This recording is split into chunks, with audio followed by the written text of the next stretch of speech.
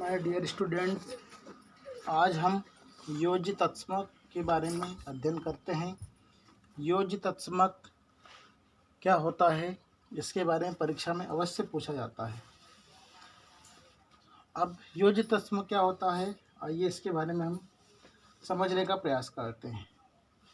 योज्य यानी योग से संबंधित और तत्समक यानी ठीक उसी के समान।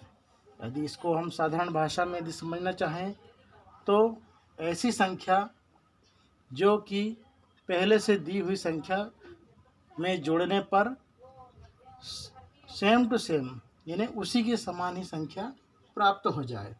जैसे 2/3। अब 2/3 एक परिमेय संख्या है, इसमें हम क्या जोड़ें, क्योंकि योज्य की बात है, इन्हें जोड़ना है। ऐसी संख्या जोड़ना है जिससे कि हमको वापस 2/3 मिल जाए। एक ही संख्या जोड़ना है एक बार, तो वो होता है 0। 2/3 में 0 यदि जोड़ेंगे तो 2/3 ही प्राप्त होगा। एक अन्य संख्या हम देखें तो ऋण 4/9। इसका योज्य तत्समक क्या होगा, इसी को ऋण 4/9 को प्राप्त करने के लिए इसमें 0 जोड़ दो, वापस ऋण 4/9 ही प्राप्त होगा। तो इन दोनों संख्याओं में साधारण संख्या यदि हम ले 7 का योज्य तत्समक क्या होगा, वो भी 0 होगा। 7 में 0 जोड़ेंगे 7 प्राप्त होगा। इस तरह हम देखें कि यह प्राकृत संख्या हो, परिमेय संख्या हो, कोई सी भी संख्या हो, इनमें जब भी 0 जोड़ा जाता है तो ये संख्या वैसी की वैसी ही प्राप्त हो जाती है। धन वाली धन में प्राप्त होगी, ऋण वाली ऋण में प्राप्त हो जाएगी, धन वाली धन में प्राप्त हो जाएगी। तो 0 जो होता है किसी भी संख्या के लिए योज्य तत्समक होता है।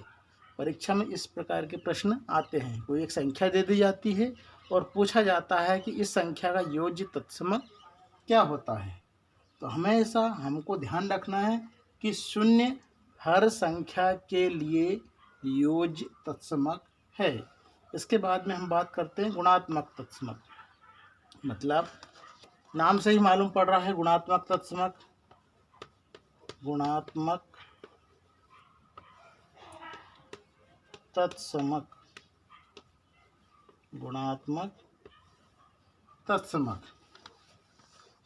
गुणात्मक तत्समक क्या होता है, किसी भी संख्या में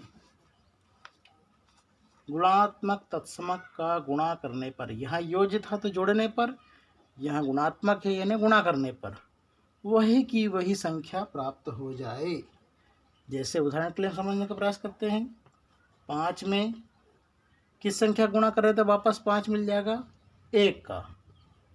किसी भी संख्या में 1 का गुणा करेंगे तो वापस वही की वही संख्या मिल जाएगी। इसी तरह हम देखें ऋण 6, इसमें यदि 1 का गुणा करें तो वापस ऋण 6 प्राप्त हो जाएगा।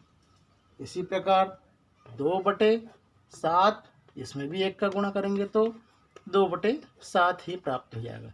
मतलब किसी भी संख्या के लिए, चाहे वो धन वाली हो, ऋण वाली हो, परिमेय संख्या हो, सभी का गुणात्मक तत्समक एक ही होता है। योज्य तत्समक 0 होता है, गुणात्मक तत्समक 1 होता है। इस बात का विशेष रूप से ध्यान रखेंगे। गुणात्मक तत्समक मतलब गुणा करने पर प्राप्त होने वाली संख्या जो होगी वो सेम टू सेम वही की वही प्राप्त हो। तो गुणात्मक तत्समक किसी भी संख्या के लिए हमेशा 1 होता है। योज्य तत्समक किसी भी संख्या के लिए 0 ही होता है। इस बात का विशेष रूप से ध्यान रखेंगे। ये दोनों में से एक कोई ना कोई प्रश्न परीक्षा में अवश्य आता है। ऑब्जेक्टिव टाइप में यानी विकल्प वाले प्रश्नों में इस टाइप के प्रश्नों को पूछा जाता है। तो हमको हमेशा ध्यान रखना है किसी भी संख्या के लिए योज्य तत्समक 0 होता है और किसी भी संख्या के लिए गुणात्मक तत्समक 1 होता है। Thank you very much. इसी प्रकार और आगे की पढ़ाई के लिए या अन्य जानकारी के लिए चैनल को सब्सक्राइब कर लीजिए और वीडियो को लाइक भी कर दिए। Thank you very much.